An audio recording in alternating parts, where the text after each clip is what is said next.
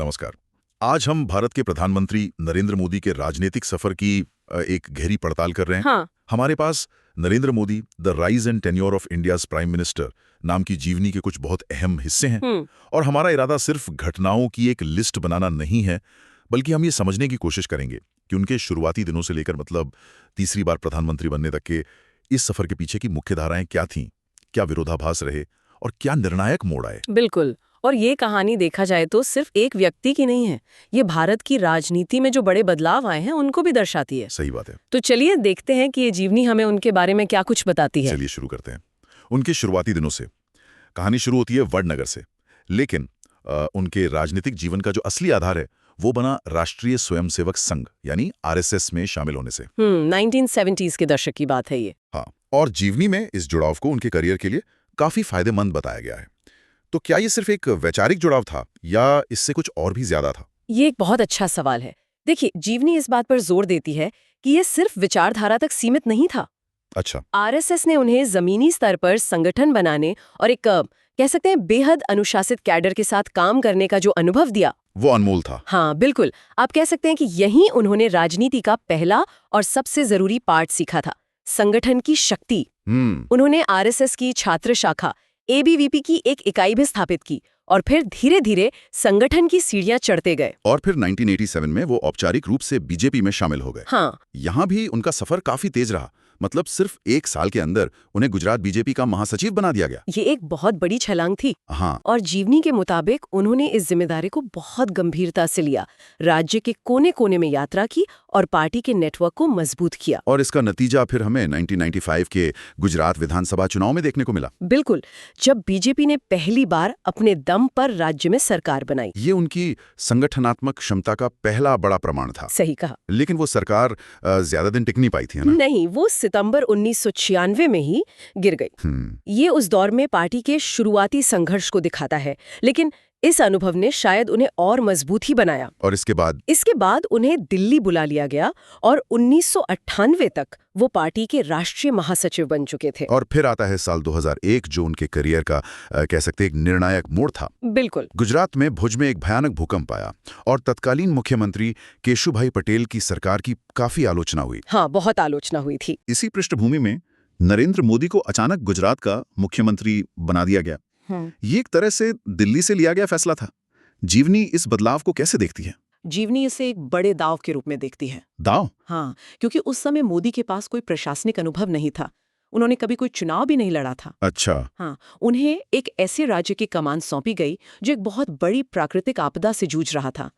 Party आला कमान को एक ऐसे चेहरे की जरूरत थी जो निर्णायक लगे और चीजों को पटरी पर ला सके। और दिलचस्प बात यह है कि मुख्यमंत्री बनने के बाद उन्होंने फरवरी 2002 में अपना पहला चुनाव, एक उपचुनाव लड़ा और जीता। हाँ, बिल्कुल। और मुख्यमंत्री बनने के कुछ ही महीनों बाद गुजरात में 2002 के दंगे हुए। ये आज तक उनके राजनीतिक करियर का सबसे विवादास्पद अध्याय माना जाता है। उन पर और उनकी सरकार पर हिंसा को रोकने के लिए पर्याप्त कदम न उठाने के गंभीर आरोप लगे।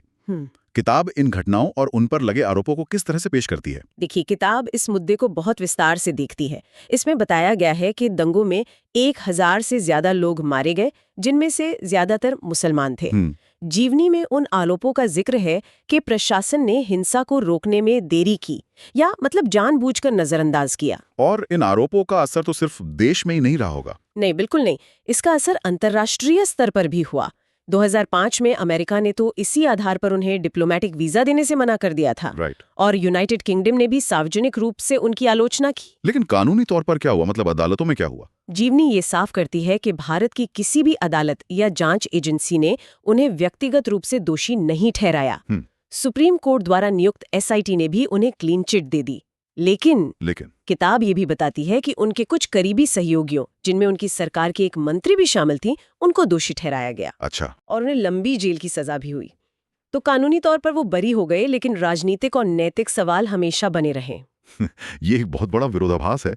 एक तरफ उन पर इतने गंभीर आरोप लग रहे थे, फेक एनकाउंटर्स जैसे दूसरे विवाद भी सामने आ रहे थे। हाँ। और दूसरी तरफ गुजरात में उनकी राजनीतिक पकड़ लगातार मजबूत होती जा रही थी। उन्होंने 2002, 2007 और 2012 के चुनाव मतलब बड़ी आसानी से जीते। जीवनी इस पहेली को कैसे सुलझाती है? यही उनके गुजरात कार्यकाल का सबसे दिलचस्प पहलू है। जीवनी के अनुसार मोदी ने बहुत सफलतापूर्वक अपनी एक दोहरी छवि बनाई। दोहरी छवि। हाँ, एक तरफ विवाद थे तो दूसरी तरफ उन्होंने खुद को एक कुशल प्रशासक और विकास पुरुष के तौर पर पेश किया। गुजरात मॉडल। बिल्कुल। उन्होंने गुजरात के तेज आर्थिक विकास, निवेश लाने और इंफ्रास्ट्रक्चर सुधारने का श्रेय लिया। उनकी पूरी राजनीतिक रणनीति इसी गुजरात मॉडल पर केंद्रित हो गई। और इस छवि ने उन्हें एक ऐसा नेता बना दिया जिसे हराना विपक्ष के लिए लगभग नामुमकिन हो गया था। सही कहा। और इन लगातार जीतों ने उन्हें पार्टी के भीतर भी एक बहुत शक्तिशाली नेता बना दिया। तो गुजरात में लगातार 3 जीत के बाद उनका राष्ट्रीय राजनीति में आना तो लगभग तय माना जा रहा था। हाँ। लेकिन बीजेपी में उस समय लालकृष्ण आडवाणी जैसे कई वरिष्ठ नेता भी थे। तो 2014 के लोकसभा चुनावों के लिए उन्हें प्रधानमंत्री पद का उम्मीदवार कैसे चुना गया?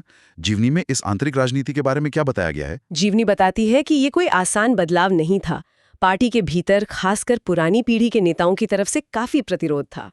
लेकिन तब तक मोदी की लोकप्रियता और उनका वो गुजरात मॉडल का नैरेटिव इतना मजबूत हो चुका था कि पार्टी कैडर और आरएसएस का एक बड़ा हिस्सा उनके पक्ष में था। तो उन्हें एक तरह से बदलाव के चेहरे के तौर पर देखा जा रहा था। हाँ, उन्हें एक ऐसे व्यवहारिक और निर्णायक नेता के रूप में देखा जा रहा था जो भारत की उस समय की कमजोर प्रदर्शन करने वाली अर्थव्यवस्था को पटरी पर ला सकता है। और फिर जून 2013 में उन्हें अभियान समिति का प्रमुख बना दिया गया, जो प्रधानमंत्री पद की उम्मीदवारी का एक साफ संकेत था। और 2014 के चुनाव में ये रणनीति पूरी तरह काम कर गई।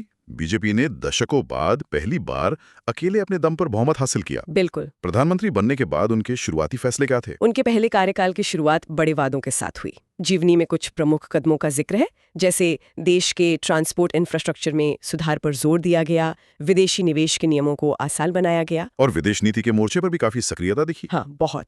8 साल में पहली बार चीन के राष्ट्रपति शी जिनपिंग भारत आए, और सबसे बड़ी बात, अमेरिका वाला दौरा। हाँ, जिस अमेरिका ने उन्हें कभी वीजा देने से इनकार किया था, उसी अमेरिका का उन्होंने सफल दौरा किया और राष्ट्रपति ओबामा से मुलाकात की।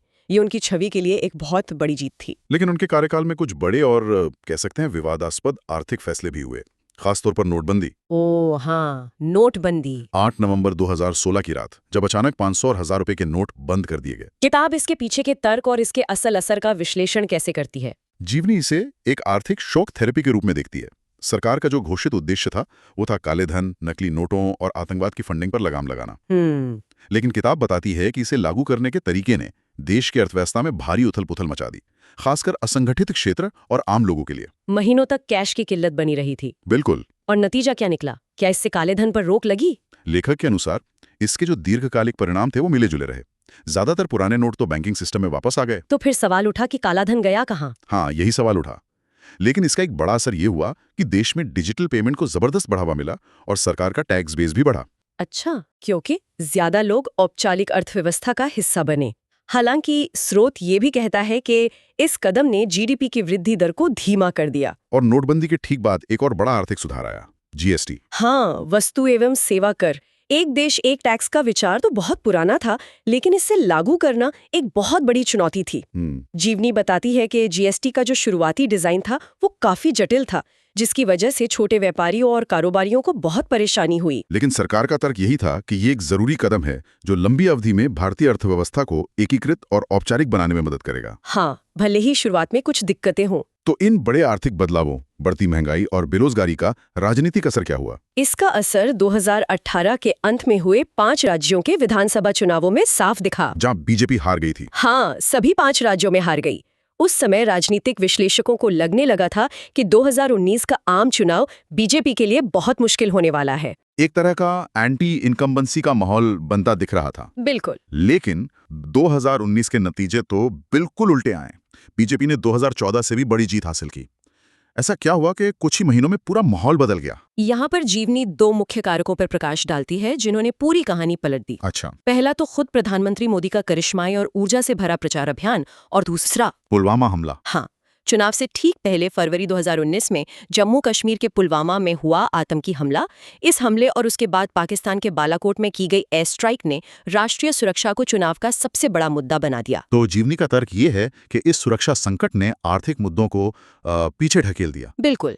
स्रोत कहता है कि इस घटना ने चुनाव से ठीक पहले मोदी की एक मजबूत और निर्णायक नेता की छवि को जबरदस्त बढ़ावा दिया। राष्ट्रवाद की भावना प्रबल हो गई और आर्थिक परेशानियां कह सकते हैं गौण हो गई। और नतीजा ये हुआ कि बीजेपी ने बड़ी जीत हासिल की। हाँ, और मोदी कांग्रेस के बाहर पहले ऐसे प्रधानमंत्री बने जो अपना पूरा कार्यकाल करने के बाद दोबारा बहुमत से चुने गए। और ये सिलसिला 2024 में भी जारी रहा, जब वो लगातार तीसरी बार प्रधानमंत्री बने। हालांकि इस बार बीजेपी अपने दम पर बहुमत नहीं ला पाई और उन्हें गठबंधन सरकार बनानी पड़ी। हाँ, 2024 के नतीजे एक नई राजनीतिक वास्तविकता को दर्शाते हैं। गठबंधन की राजनीति की वापसी। बिल्कुल, लेकिन फिर भी लगातार 3 बार प्रधानमंत्री बनना अपने आप में एक बहुत बड़ी राजनीतिक उपलब्धि है। तो इस पूरी कहानी को अगर हम समेटें तो क्या मुख्य बातें निकल कर आती हैं? एक आरएसएस प्रचारक से लेकर लगातार 3 बार देश का प्रधानमंत्री बनने तक का सफर। इसमें बड़े आर्थिक सुधार भी हैं, जबरदस्त चुनावी जीत भी है और साथ ही गहरे विवाद भी। मेरे हिसाब से यह जीवनी एक ऐसे राजनीतिक करियर को दर्शाती है जो विरोधाभासों से भरा है। एक तरफ आर्थिक विकास और कुशल प्रशासन का एक मजबूत नैरेटिव है, और दूसरी तरफ गंभीर सामाजिक और राजनीतिक विवाद है। इन तमाम चुनौतियों और आलोचनाओं के बावजूद बार-बार चुनावों में जीत हासिल करने की उनकी क्षमता शायद इस राजनीतिक सफर का सबसे परिभाषित करने वाला पहलू है। मतलब वो अपनी छवि को समय और हालात के हिसाब से बदलने में कामयाब रहे हैं। हाँ, बिल्कुल। वाकई। और जीवनी में एक बात जो सोचने पर मजबूर करती है वो ये है कि 2019 में आर्थिक असंतोष के बावजूद एक राष्ट्रीय सुरक्षा संकट ने कैसे उनकी छवि को नई ऊर्जा दे दी। ये हमें एक बड़े सवाल पर लाके खड़ा करता है कि किसी भी लोकतंत्र में मतदाताओं के लिए आखिरकार क्या ज्यादा मायने रखता है, रोजमर्रा के आर्थिक मुद्दे जैसे महंगाई और रोजगार, या फिर राष्ट्रीय सुरक्षा और एक मजबूत नेता की छवि। और इस सवाल का जवाब शायद हर चुनाव में बदलता रहता है।